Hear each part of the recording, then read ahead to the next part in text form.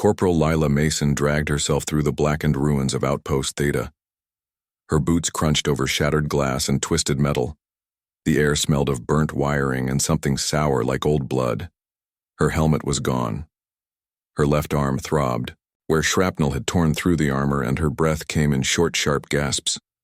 She had been the only one to survive the ambush, and that felt more like a curse than a blessing. The attack had come without warning. One moment the comms were clear. The next the sky split open with fire and screams. The alien ships dropped from the clouds like falling stars, silent and deadly. They did not fire lasers or missiles. They used something worse, something that made the very air hum and crackle. Then, the ground shook and the walls melted like wax. Lila had barely made it to the emergency bunker before the whole outpost collapsed around her. Now 3 days later she was alone, or so she thought. She heard them, before she saw them, soft footsteps, unbroken stone voices too low to understand but melodic like wind through tall grass. She pressed herself against a crumbling wall. Her rifle long gone, her sidearm empty. She had nothing left but her knife and her will to live. Then they stepped into view, tall figures wrapped in flowing gray cloaks, their skin pale as bone, their ears long and pointed, their eyes large and silver like liquid metal.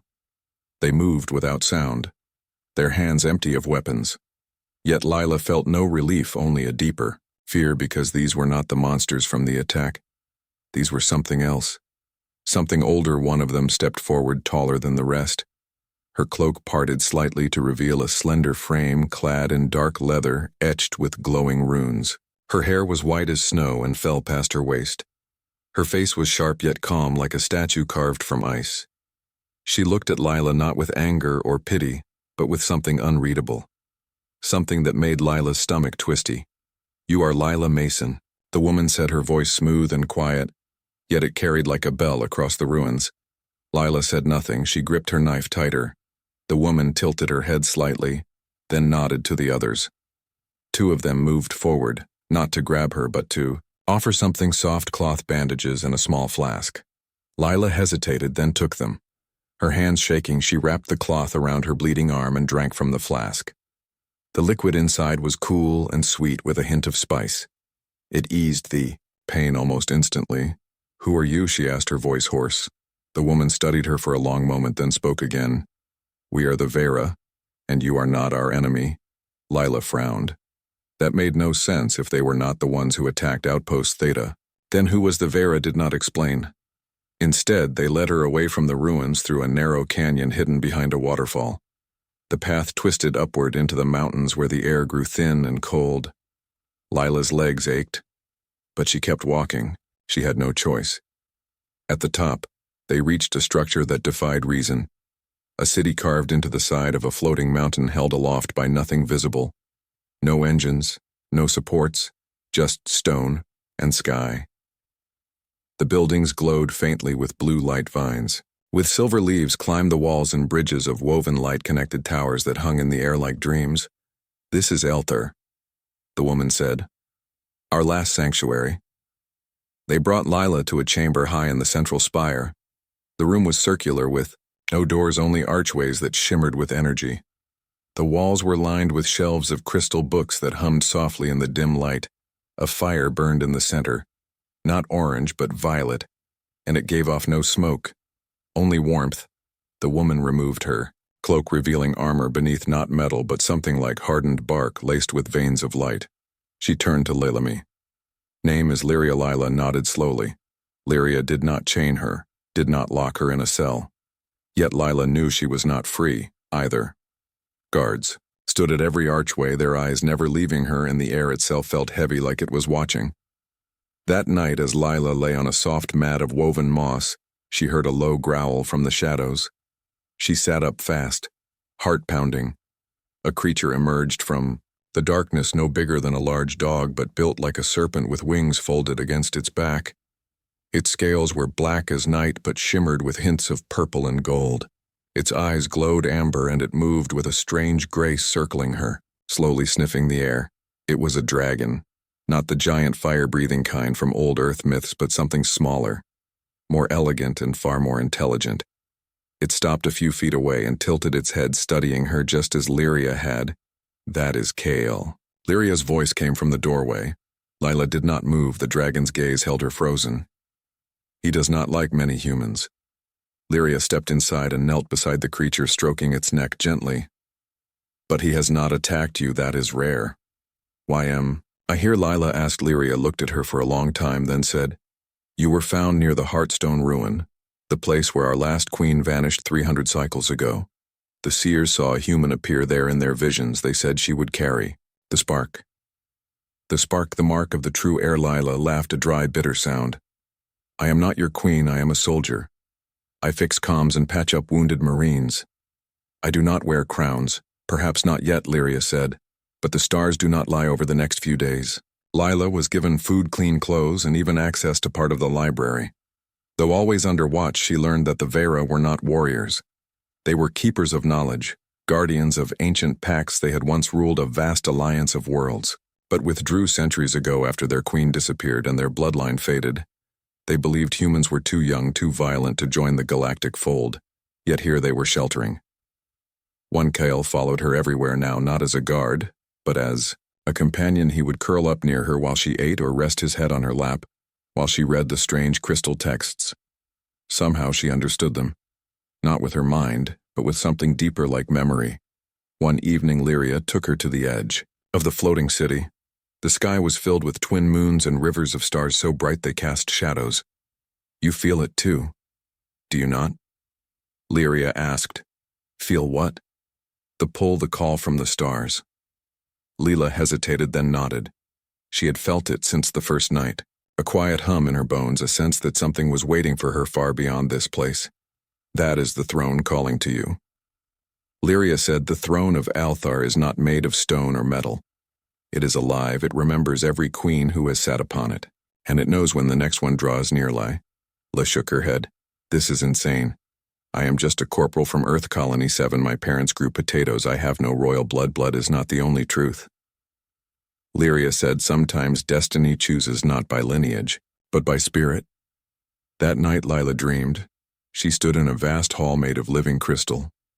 The walls pulsed with light and the floor reflected the stars above. A throne rose before her, carved from a single piece of obsidian, yet warm to the touch. She reached for it, and the moment her fingers brushed the surface, the world exploded in color, and sound voices of 1,000 queens echoed in her mind.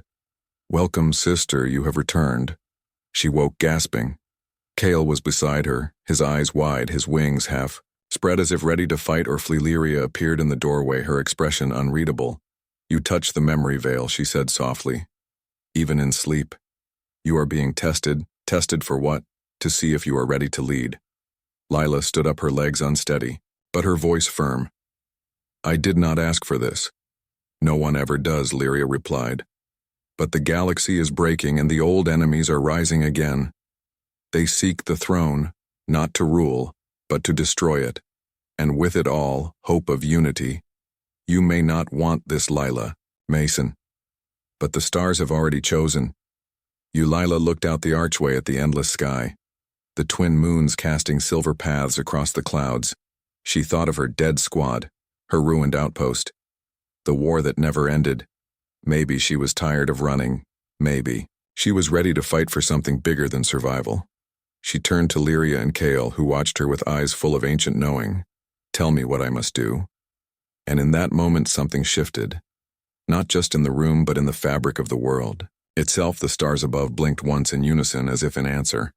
The human soldier thought she was just a captive, but she was the future queen of the galaxy. Weeks passed in the floating citadel of Althar, and Lila Mason slowly stopped counting the days. She no longer woke expecting gunfire or alarms. Instead, she woke to the soft chime of wind crystals and the warm weight of Kale curled at her feet. The small dragon had become her constant shadow, his obsidian scales catching the light in strange purples and golds whenever he moved. He never growled at her now, only purred like a cat when she scratched behind his horns. Lyria visited her each morning, not as a jailer but as a teacher. She spoke of the Vera history, their fall from power, their long silence. The Vera had once led a great alliance of star systems bound not by force, but by shared knowledge and mutual respect. They believed all life carried a spark of the same cosmic source, and that unity was the highest truth. But when their queen vanished without warning, The alliance fractured, rival factions rose, and war spread like a sickness across the galaxy. The Vera withdrew to Elthar and sealed its borders, hoping to preserve what remained. "Why tell me this?" Lila asked one morning as they walked along a bridge of woven light suspended between two towers. "Because you must understand what you may one day lead," Lyria replied, her silver eyes fixed on the distant stars. "I am not your queen," Lila said again. Though the words felt weaker now, perhaps not yet, but the throne has stirred since your arrival. The crystals in the lower vaults hum when you pass the star map's shift. To show paths only the heir can see. Even Kale obeys you, and he answers to no one. Lila glanced down at the dragon who trotted beside her tail, flicking contentedly. He had never obeyed her. She had never given him a command yet. He stayed close as, if drawn by something deeper than loyalty, that night she dreamed again. This time she stood on a battlefield not of metal and fire, but of light and shadow. Vera warriors in glowing armor fought against figures cloaked in black. Their faces hidden, their weapons made of twisted starlight. Among them stood a woman who looked like her but older. Wiser, her eyes held galaxies and her voice echoed with the weight of centuries. "You must learn the old ways," she said, "or all will be lost." Lila woke with tears on her cheeks. Kale nuzzled her hand, his warm breath a comfort in the dark. The next day Lyria took her to the memory pool, a circular chamber deep in the heart of Elthar. The floor was filled with liquid silver that reflected not the room, but scenes from the past. Lila saw queens crowned in starlight fleets sailing between worlds, treaties signed in gardens of living crystal. Then she saw the last queen vanish in a flash of white light, leaving only an empty throne and a weeping people. That was Solara. Lyria said, "Our last true ruler. She did not die. She was taken by the Void Ones, those who feed on unity and thrive in chaos. They fear the return of the throne because it means the return of peace. Who are the Void Ones? They call themselves the Drakthar, once Vera like us. But they rejected the path of harmony. They believe strength comes only through conquest. They have spent centuries hunting our bloodline, trying to erase the throne forever." Lila felt a chill, not from fear, but from understanding this was not just a story. This was a war, and she had been pulled into its center. Days turned into routines. Lila learned the Vera tongue, its soft vowels and flowing consonants. She practiced writing with light pens that left glowing trails on crystal slates. She studied star charts that rearranged themselves when she touched them, and she began to notice changes in herself. Her senses sharpened. She could hear whispers from distant halls. She could feel shifts in the air before storms came, and sometimes when she looked in the mirror, her eyes seemed to shimmer like Lyria. Scale grew larger too, not in size but in presence. His wings now crackled with faint energy, and his growls carried a deeper resonance. The other Vera treated him with reverence, calling him the Oathwing. The last of his kind, bonded only to the true heir. One evening as the twin moons rose, Lyria led Lila to the highest balcony of Elthar. The city glowed below like a jewel in the sky. "You have changed," she said. Lila nodded. "I feel it like something waking up inside me. That is the spark, the blood of the throne recognizing its own. But I am human. The throne does not care for species, only for spirit." They stood in silence for a long time. Then Lyria spoke. "Again, there is something you must know. The Drakthar have found us.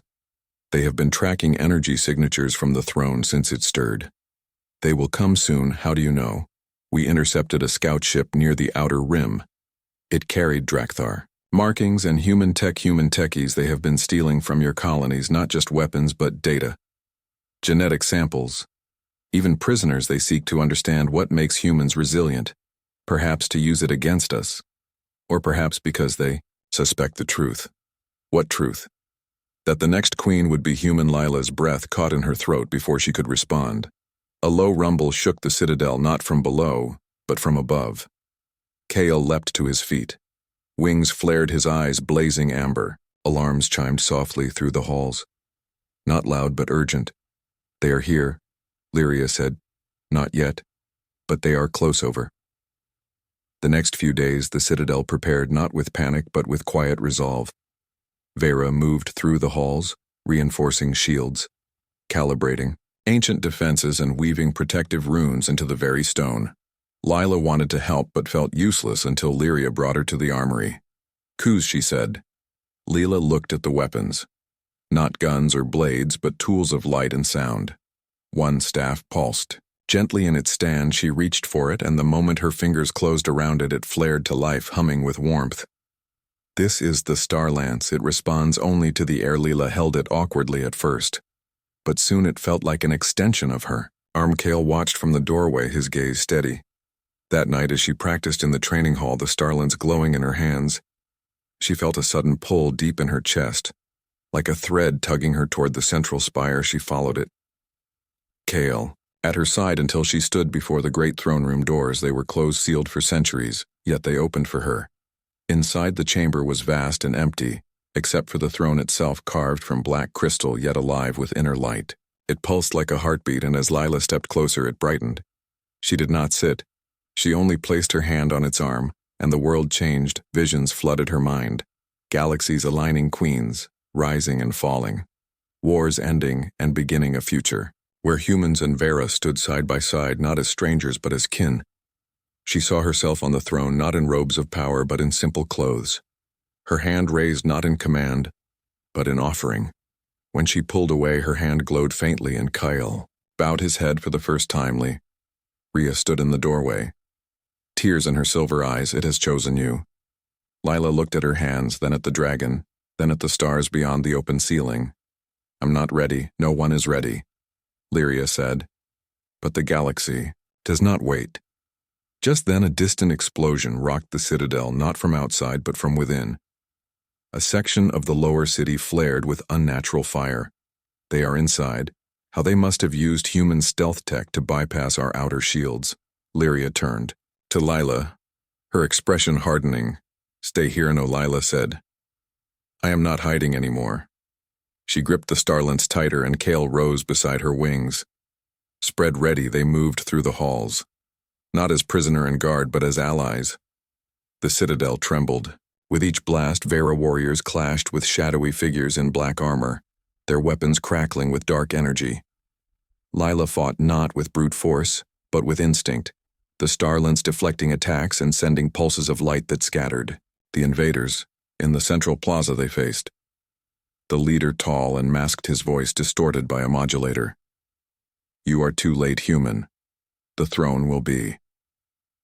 Our Skyel lunged, breathing a stream of violet fire that melted the attacker's armor. Lyria struck, from the side, her blades of light cutting through shadow. But more kept coming. Leela felt the pull again. Stronger this time from the throne room. She knew what she had to do. "Run," she told Lyria. "I will draw them away." "No, trust me." She turned and ran, not away, but toward the spire. The invaders followed, drawn by the energy radiating from her. The throne room doors opened as she approached, and she stepped inside, turning to face the horde. The doors sealed behind her. Silence. Then the throne glowed brighter than ever, and Lila understood. She was not just a soldier anymore. She was the spark, and the galaxy would burn or bloom by her choice. The throne room trembled as dark figures pounded on the sealed doors, their weapons screeching against the ancient crystal. Lila stood alone in the center of the chamber, her breath steady, her hands gripping the Star Lance. The throne behind her pulsed, like a living heart, its light wrapping around her in soft waves. Kale circled above his wings, casting shadows that danced like spirits on the walls. She knew she could not fight them all. Not with steel or fire, but the throne was not just a seat. It was a key, and she had just turned it. With a deep breath, Lila placed both hands on the armrests of the throne and closed her eyes. Energy surged through her. Not pain, but power, ancient and vast. It filled her bones, her blood. Her thoughts, visions, exploded behind her eyelids. Star systems aligning, forgotten fleets awakening, hidden gates opening across the void. The throne was calling to the galaxy, and the galaxy was answering. Outside, the doors shattered. Drakthar warriors poured in, their black armor smoking from the heat of their own weapons. Their leader strode forward, mask gone, now revealing a face that was once Vera, but twisted by rage and greed. His name was Zoran, and his eyes burned with hatred. "You are just a human," he spat. "You have no right to sit here." Lila did not sit, she stood, and the light rose with her, It poured from the throne through her and into the room, washing over Zoran and his followers. Not burning, but revealing their true forms beneath the armor they were. Not warriors, they were hollow things, empty of spirit, filled only with hunger for power. Kyle dove from above his violet fire, not aimed at flesh, but at the dark tech in their armor. It melted away, revealing weak, frightened beings. Beneath, Zoran snarled and raised a jagged blade forged from stolen starlight. But before he could strike, the ground beneath him cracked open, not with force but with truth. Vines of pure light erupted, wrapping around his limbs, holding him fast. "You cannot win," he hissed. "The Alliance is dead. The throne is dust. The throne is alive," Lila said. "And so am I," at that moment. The citadel shook, not from attack but from arrival. Outside, the floating mountain trembled as ships emerged from the sky. Not human, not Drakthar, but ancient. Pharaoh vessels long thought lost their hulls, glowing with the same light as the throne. They formed a ring around Elthar, their weapons not aimed at the citadel, but at the Drakthar forces below. Lyria appeared in the doorway, blood on her armor. But, fire in her eyes, "The outer fleets have returned." She said they heard the call. Zoran struggled against the light vines, his face contorted in fury. "You think this changes anything? The Drakthar are everywhere. We have human colonies under our control. We have bred fear into your allies. They will not follow a human queen." "Maybe not," Lila said, "but they will follow." Hope. She stepped down from the dais and walked toward him. Not with anger, but with pity. "You were once Vera," she said. "What happened to you?" "Saw the truth," he growled. "Unity is weakness, only power matters. And yet you kneel before a throne. You cannot claim. I will break it. You already lost." With a final pulse of light, the vines pulled Zoran through the floor, not into darkness, but into the memory vault below, where the truth of his betrayal would play on loop until he faced it. The remaining Drakthar dropped their weapons and surrendered. The battle was over. But the war had just begun. In the days that followed, Elthar buzzed with activity. Wounded were healed, refugees from nearby outposts were brought in, and the ancient ships docked at the sky harbors. Their crews pale with awe when they saw Lila. They had expected a Vera queen. They found a human. Some whispered doubts. Others bowed. Without hesitation, Lyria handled the politics with calm precision, while Lila focused on healing not just bodies but trust. She walked among the people, listened to their fears, shared their meals. Kale never left her side. His presence alone, calming. Restless spirits. One evening, as she stood on the eastern balcony watching the twin moons rise, a young Vera girl approached shyly. She held out a small crystal flower that glowed faintly. "For you?" she whispered. Lila took it gently. "Thank you." The girl looked up, her silver eyes wide. "Is it true you dreamed of?" Selora. Lila nodded. "She was my great-grandmother." The girl said, "We thought she was gone forever." "She is not gone," Lila said, "just waiting." The girl smiled, then ran off. Lyria appeared beside her. "You are winning them over." "I am not trying to win them over," Layla said. "I am just being honest. That is rare." They stood in silence for a while. Then Lyria spoke again. "Zoran spoke of human colonies under Drakthar control. We must find them, how the throne showed me something," Lila said. "A star map with red markers, places where humans are being held. Not just for labor, but for something else, experiments. Yes, they are trying to replicate the spark. They think, if they can create a false heir, they can control the throne. They will fail. Maybe, but they will hurt many before they do. So what will you do?" Lila looked at the stars, her expression hardening. "I will go to them. You cannot leave Aelthar." "Not yet. You are still learning. I have learned enough to know people are suffering because of me, because of the throne." "Same thing." Now Lyria studied her, then nodded. "But you will not go alone." Kale landed on the railing, his wings folding neatly, his eyes saying what words could not. "And you will take the Oathwing with you." The next morning, preparations began. A small ship was readied, not a war vessel, but a scout craft, fast and quiet. Its hull lined with the same crystal as the throne, so it would respond to Lila's willas. She boarded. She turned to Lyria. "One last time. What? If I'm not ready for this, you were ready the moment you chose to stay and fight." Lila nodded, then stepped aboard. Kale curled up in the co-pilot seat, his tail flicking with anticipation. The ship lifted silently from the harbor and shot into the sky, leaving Elthar behind. Their first destination was a human mining colony on the edge of Sector 9. Once a peaceful outpost, now silent for weeks. Scans showed life signs, but no comms, no signals, just a strange energy signature that matched Drakthar. As they approached, the ship cloaked itself in shadow, slipping past orbital defenses unnoticed. On the surface, the colony was dark buildings, empty streets littered with abandoned tools. But no bodies.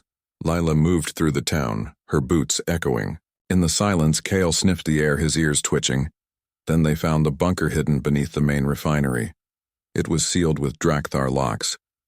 But the moment Lila touched the door, it melted away as if recognizing her. Inside, rows of pods lined, the walls each filled with a human suspended in blue fluid. Their faces peaceful, but their veins glowing faintly with stolen starlight. They were alive, but changed. Lila placed a hand on one pod and felt a pulse not just of life, but of connection. These people carried fragments of the spark the Drakthar had tried to harvest it. Like a cropcoal growled low in his throat. "We have to free them," Lila said. But as she reached for the controls, alarms blared not from the bunker but from above. Ships dropped, from the clouds. Drakthar, and this time they were ready. Zoran stood on the lead vessel, his face scarred from his time in the memory vault, but his eyes burning brighter than ever. "You cannot save them," he called through the comms. "They are ours now." Lila looked at the pods, then at Kale. "We are not leaving them." She activated the ship's hidden systems, not weapons but resonance emitters, tuned to the frequency of the throne. A wave of light erupted from the scout craft, washing over the colony, not destroying, but awakening. The pods cracked open one by one. The humans inside stirred, their eyes opening not with fear but with recognition. They looked at Lila and knew her not as a soldier, but as their queen. Zoran screamed in rage and ordered his ships to fire, but the freed humans raised their hands and the very ground answered. Light erupted from the mines, the refinery, the streets forming shields that deflected the blasts. Lila stepped forward onto the roof of the bunker, her starlance glowing in her hand. "This ends now." Zoran's ship charged. Kale leapt into the sky, meeting it head on. His fire, not just flame but pure will below. Lila stood with the awakened humans around her, their combined light forming a beacon visible across the stars. The galaxy was watching, and, for the first time in centuries, it had hope. After the battle at the mining colony, the scout ship returned to Elthar, not in silence but in song. The freed humans aboard hummed a low melody that resonated with the Citadel's crystals, causing them to glow brighter than they had in centuries. Lila stood at the bow, her hands resting on the railing, her eyes distant yet alert. She had felt something during the fight, something deeper than victory, a shift in the fabric of the stars, as if the universe itself had taken notice. Kale perched beside her, his wings folded, his amber eyes watching her with quiet concern. He could sense the weight growing inside her. Not fear, but responsibility. And it was changing. Her Lyria met them at the Sky Harbor, her expression unreadable but her posture tense. She had seen the beacon the humans created. She had felt the pulse of the throne from across the void. "You awakened them," Lyria said. Once they were alone in the central spire, they were already awake. Lila replied, "Just sleeping. The Drakthar will not stop now. Zoran has tasted defeat and he will come back stronger. Then I will be ready." How the throne showed me more during the fight. It showed me the trial. Lyria's silver eyes widened. "The trial of echoes." Lila nodded. "It is the only way to truly claim the crown, not just by blood or light but by truth." The trial was ancient, older than the Vera themselves. It was said that every heir must walk the memory veil, a path woven from the thoughts and fears of every queen who came before. If they faced their own doubts and still chose unity, they would return, changed. If they failed, they would be lost forever in the echoes. "No one has taken the trial in 300 cycles," Lyria said softly, "because there was no heir until now." Kale nudged Lila's hand, his warm breath a silent plea. "He wants to go with you," Lyria said. "Can he?" "The Oathwing is bound to the throne. If the veil allows it, he will enter with you." "When do we begin?" "Tonight, as the twin moons reach their highest point." The citadel grew still. Even the wind crystals fell silent. Lyria led Lila and Kale to the heart chamber deep beneath the throne room. The air here was thick with time, the walls lined with pulsing veins of light that slowed as they approached the center where a pool of liquid starlight swirled slowly. "This is the gate," Lyria said. "Step into it and the veil will take you. It will show you what you need to see, not what you want to see. Do not fight the visions. Do not run. Face them as you are." Lila knelt and placed a hand on Kale's head. Ready, he pressed his forehead to hers, then stepped into the pool after her. The world dissolved, not into darkness but into memory. Lila found herself standing in a field of ash. The sky red, the air thick with smoke around her lay. Broken weapons and fallen soldiers, their faces familiar. Her squad from Outpost Theta. They looked at her not with blame but with sadness. "You left us," one whispered. "I tried to save you," Lila said, "but you walked away. I had no choice." There is always a choice.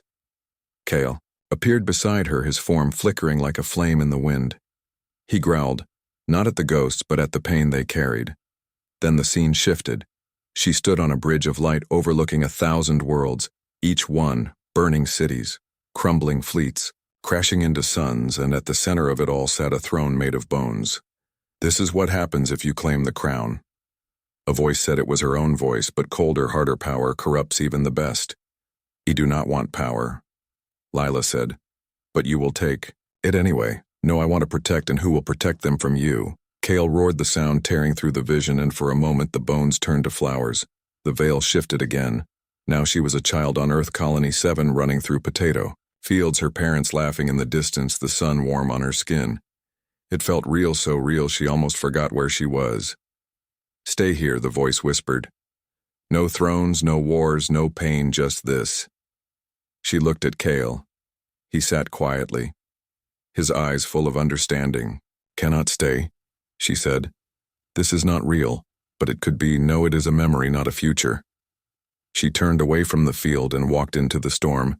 The next vision was the hardest. She stood before the throne of Elthar, not as a human, but as a Vera queen, tall and radiant, her skin glowing. Her eyes full of stars around her knelt thousands of beings human. Vera Drakthar, all united under her rule. But as she raised her hand to bless them, the light turned black, and the beings screamed as their forms twisted into monsters. "You see?" Lyria said, stepping from the shadows, her face cold. "You will become the very thing you fight." "I would never. Power changes everyone, not if I remember who I am." "And who are you?" Lila looked down at her hands, then at Kale, who stood firm beside her. "I am Lila Mason, a soldier who lost her squad, a daughter who lost her home, a human who never asked for a crown. But if I must wear it, I will wear it. Not for glory, but for those who cannot fight for themselves." The vision shattered light, returned. She stood in a vast hall made of living crystal, the same one from her dreams, the throne before her. Not black, not bone, but pure white, warm and humming with life. Kale walked with her to its base. "This is the final test," the voice of the first queen echoed. "You may sit and claim your birthright or walk away and let the galaxy fall." Lila did not hesitate. She sat, and the world exploded in light, not fire, not destruction but creation. Galaxies bloomed, new stars ignited, dead worlds greened with life, and across the void, beings looked up and felt hope for the first time in generations. When she opened her eyes, she was back in the heart chamber. Lyria, staring at her in awe. "You were gone only moments, but the stars shifted 3 times. Lila stood, her body humming with energy, her eyes now shimmering with the same silver light as the Vera, but deeper, richer. Like starlight filtered through human soul. Kale rose beside her, his scales now edged with white, his wings crackling with soft energy. "The trial accepted you," Lyria whispered. "Not just me." Lila said us. She reached out and touched Lyria's hand. And for the first time, the Vera general felt the spark, not as a distant legend, but as a living truth. That night, the citadel sang, crystals chimed. Wind whispered through towers, and the throne glowed so brightly it lit up the clouds below. But their peace would not last as dawn broke.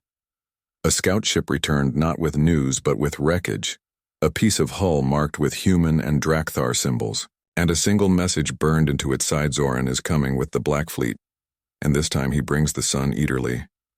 Rhea turned to Lila, her face grim. "The Sun Eater is a weapon older than the Vera. It consumes stars. It was sealed away by the first. Queens, he must have found the vault, then we stop him before he reaches the core system. Xiao Lila looked at Kale, then at the sky. We do not fight the Sun Eater, we awaken what guards it. The Oathwing tilted his head, understanding. The Leviathan deep in the void between galaxies slept a creature made of starlight and silence, older than time itself. It was not a beast, but a guardian placed there by the First Alliance to protect the balance.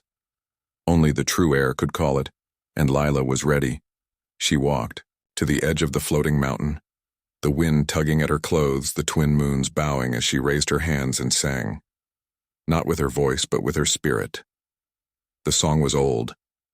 The song was new, and across the endless dark.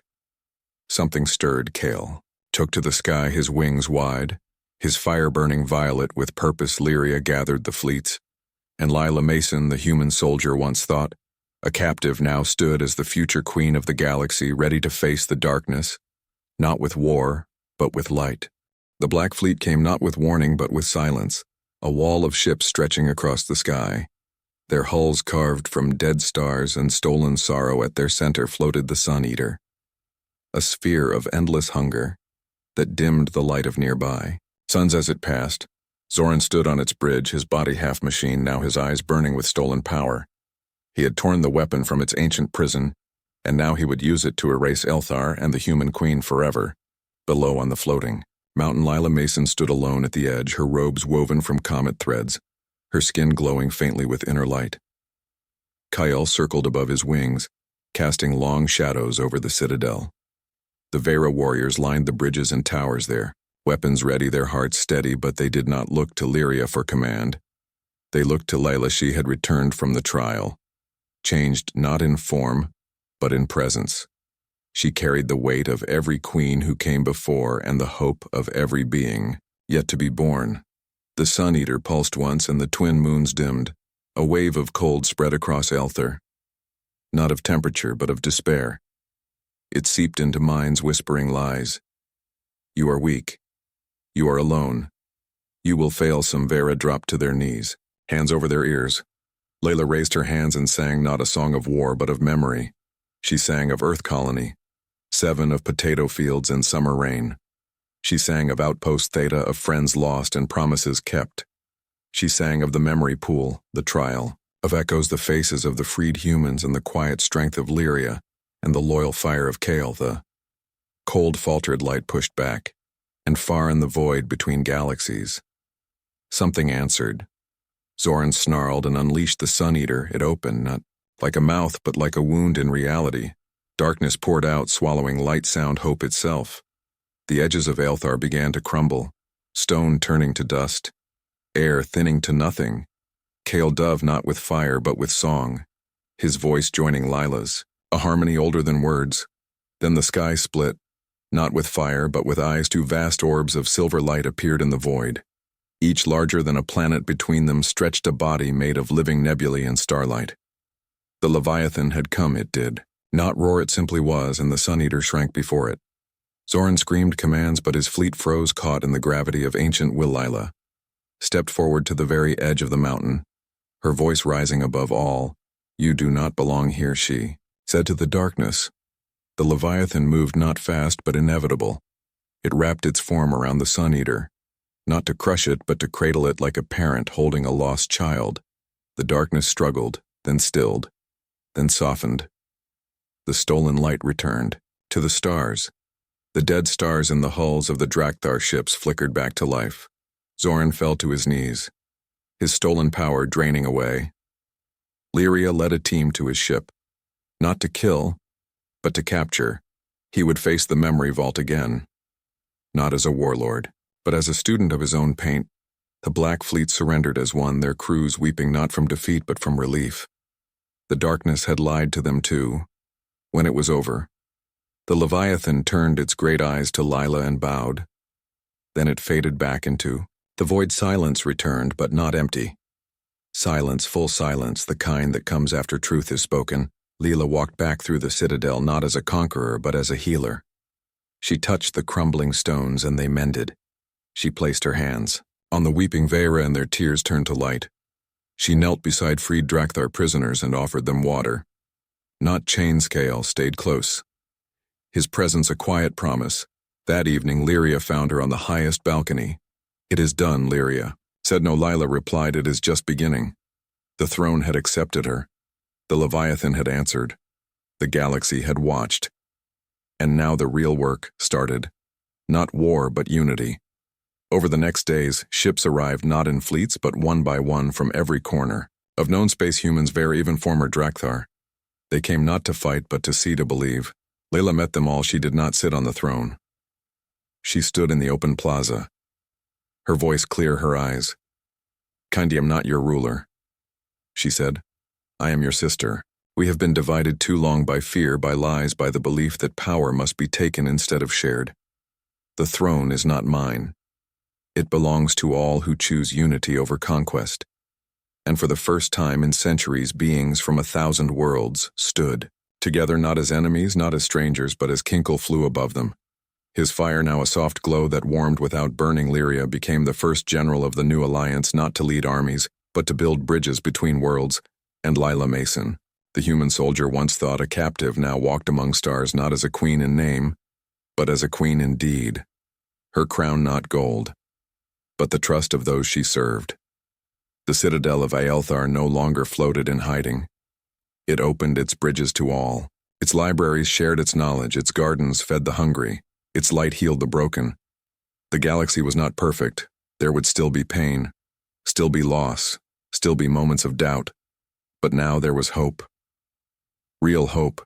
Not a dream, but a choice made. Every day by beings who remembered the human who stood at the edge of the world and sang back the dark.